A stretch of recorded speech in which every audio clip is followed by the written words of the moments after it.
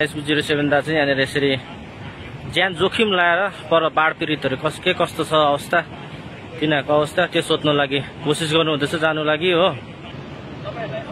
खाली गाउँवासीको लागि अल्टरनेटिभ बाटो भनेको यो मात्रै हो। हेलो गुड आफ्टरनुन साथीहरू, फेरि पनि नयाँ ब्लगमा हजुरहरूलाई स्वागत छ। आज फेरि पनि म चाहिँ यहाँनिर 27 माइल ड्याम आएको छु हो र 27 माइल अनि म बाङ्गेको केही दृश्य तपाईँहरूलाई म देखाउने छु। पुलको हालत हेर्नुहोस् है साथीहरू, अहिलेको चाहिँ एक्ज्याक्ट बाङ्गेमा छु। बाङ्गे पुलको उयो हेर्नुहोस्,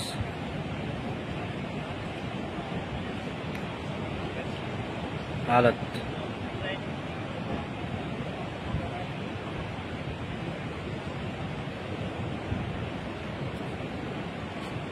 जाने हो क्या उता माथिबाट?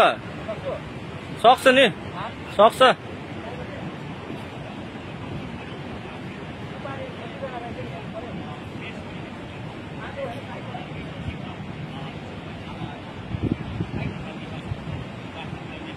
हाम्रो यहाँ SB07 दा चाहिँ यहाँनिर यसरी ज्यान जोखिम लाएर पर बाढ पीडितहरू के कस्तो छ अवस्था तिनीहरूको अवस्था त्यो सोध्न लागि कोसिस गर्नुहुँदैछ जानु लागि हो।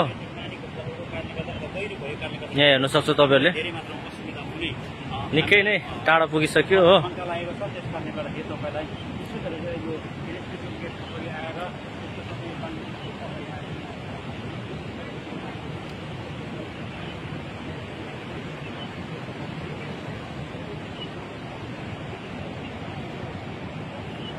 यो माथि चाहिँ तपाईँहरू हेर्नु सक्नुहुन्छ रेली खोला। रेली खोला पनि निकै बढेको छ हो।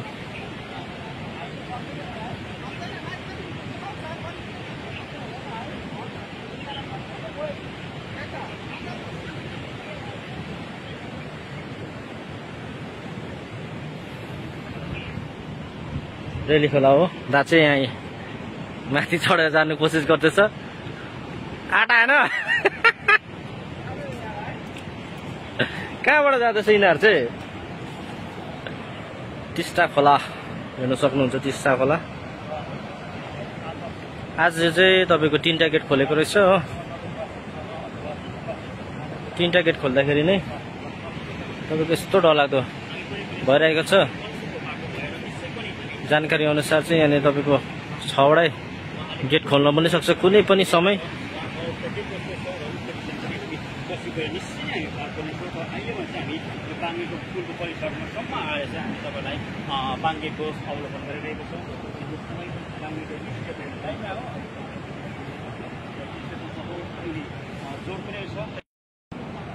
साथीभाइ हो, यहाँ हेर्नुहोस् चाहिँ रिपोर्टिङ गर्नु चाहिँ सजिलो छैन। यहाँनिर आफ्नो ज्यान जोखिममा डालेर हो दाले चाहिँ यहाँनिर माथिबाट तपाईँहरूलाई के कस्तो छ बाङ्गेवासीको निडहरू त्यो देखाउनु गइरहेको छ। तपाईँहरूलाई देखाउनु पर्दाखेरि अस्ति विगत दिनमा हामी आउँदाखेरि पुरै डुबिसकेको थियो हो। अहिले चाहिँ तपाईँको धेरै मात्रामा वाटर लेभल घटिसकेको छ हो।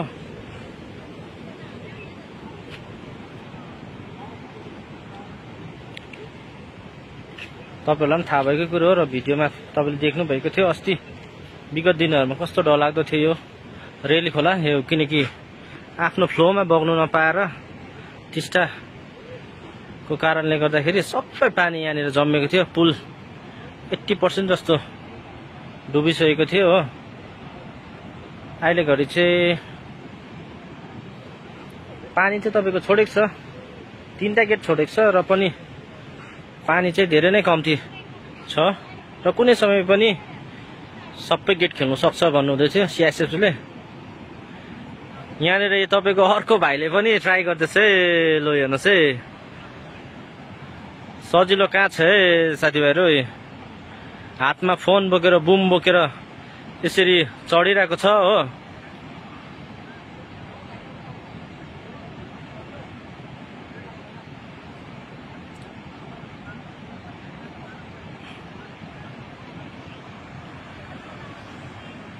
कोसिस गर्दैछ भाइले। भाइलाई चाहिँ आँट आएन होला, यहाँनिरै बस्यो। आवत मान्छे त आवत गर्दैछ हो। हेर्नुहोस् ल, म तपाईँहरूलाई एकजना मान्छे चाहिँ आउँदैछ यता हो।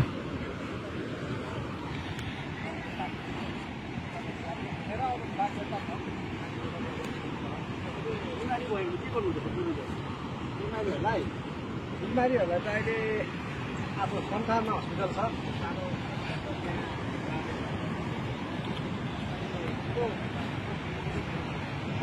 ल हेर्नुहोस् यसरी यताको मानिस यसरी आवाज आवत गर्दैछ हो।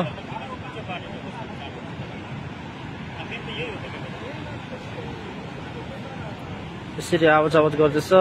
यहाँ हेर्नु दाजु बिचरा यसरी हातमा पक्रिँदै पुल पक्रिँदै आउँदैछ हो।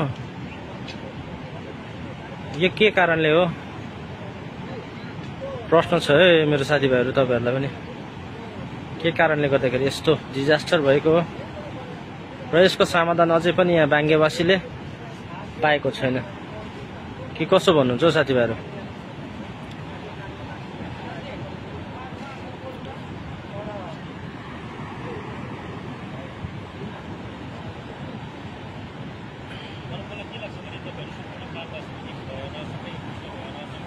हेर्न सक्नुहुन्छ दाजुले पुल पार भइसकेको छ।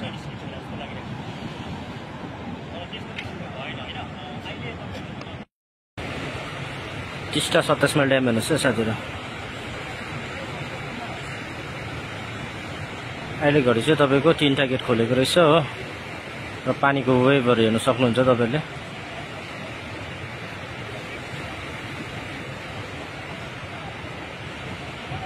अस्ति विगत दिनहरूमा हामीले तपाईँहरूलाई भिडियो देखाउँदाखेरि तपाईँले याद गर्न सक्नुहुन्छ यो गेटहरू तपाईँको सबै पुरेको थियो हो।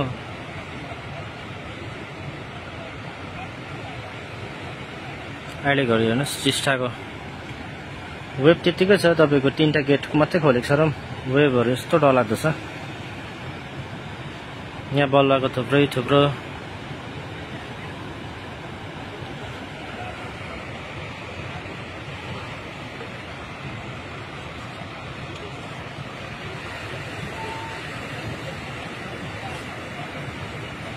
कुनै समय पनि गेट खोल्न सक्छ भनेर सुनाइमा थियो हो। यहाँ दाजुहरूले भन्नुभएको थियो।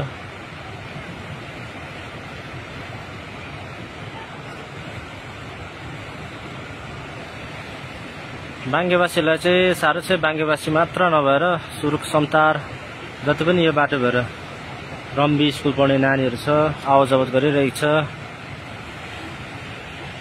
बाटो भने कुनै छैन, यही एउटै मात्रै विकल्प यो पुल थियो। यो पुलको हालत तपाईँलाई मैले देखाइसकेँ, अझै पनि हेर्नुहोस् यो पुलको हालत।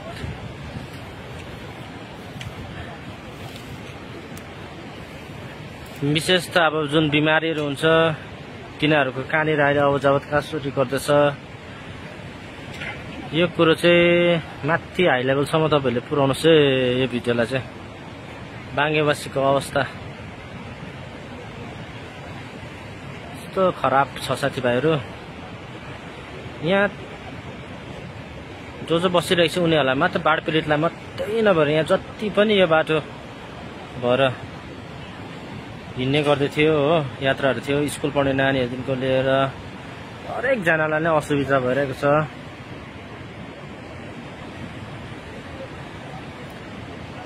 यही एउटा मात्रै विकल्प थियो गाडीको, अनि मान्छेलाई हिँड्ने पनि धेरै नै सुविस्ता थियो। तर आजको दिनमा तपाईँले हेरिसक्नुहुन्छ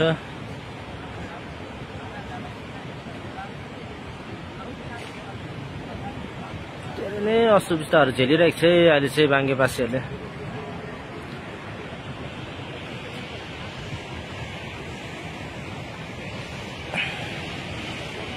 यो बाटो पनि विकल्पको लागि बनाइदिएको रहेछ, पनी रोड टाइपको रहेछ बाटो बनिँदैछ हो। यो बाटो भएर माथि तपाईँहरू पुग्न सक्नुहुन्छ।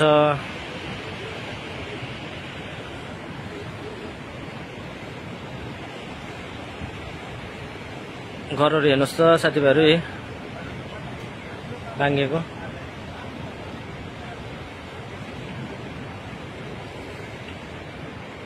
चिन्नेलाई चाहिँ तपाईँलाई भनिबस्नु पर्दैन यहाँ पहिला कस्तो थियो भनेर हो। तपाईँहरू सोचेर नै उयो गर्न सक्नुहुन्छ। र नयाँलाई चाहिँ यहाँ धेरै मात्रामा घरहरू थियो, यहाँको मान्छेले यहाँनिर दोकानहरू गरेर जीविकाहरू चलाइरहेको थियो। तर यस घडी भने यो जुन 4 अक्टोबरको फ्लडको कारणले गर्दाखेरि धेरै नै नोक्सान भएको छ यहाँको मान्छेहरूलाई।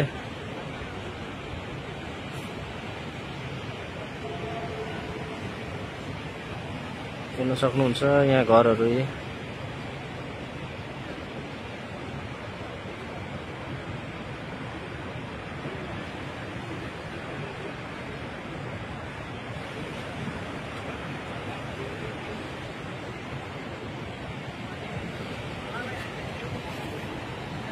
यहाँ चाहिँ दाको सकेछ हो। यहाँ साइपहरू एनएचपिसीको साइपहरू थियो, तिनीहरू फर्किसक्यो हो।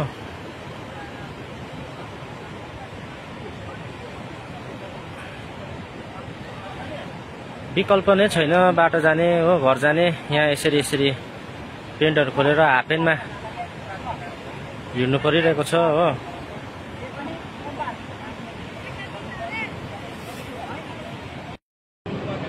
साथीभाइ यहाँ हेर्नुहोस् है, बाङ्गेवासीहरू यसरी पुल तरेर आफ्नो जीविका कामबाट यसरी फर्किनु परिरहेको छ।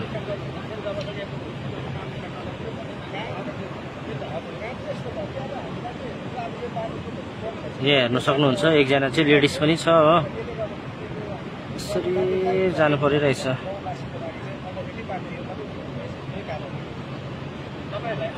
खालि गाउँवासीको लागि अल्टरनेटिभ बाटो भनेको यो मात्रै थियो। र यहाँ हेर्न सक्नुहुन्छ तपाईँहरू यसरी जानु परिरहेको छ। कुनै समय पनि यो पुल भत्किन सक्छ र यसको जिम्मेवार कसले उठाउने। दर्शकबिन अहिले हामीले यहाँ जुन भाइहरूले काम गर्दैछ उहाँहरूले ठिकादार तर उहाँहरूले अर्डर पाउनु भएको छैन तर पनि उहाँहरूले आफ्नै देशमा दिन्छ भनेको छ।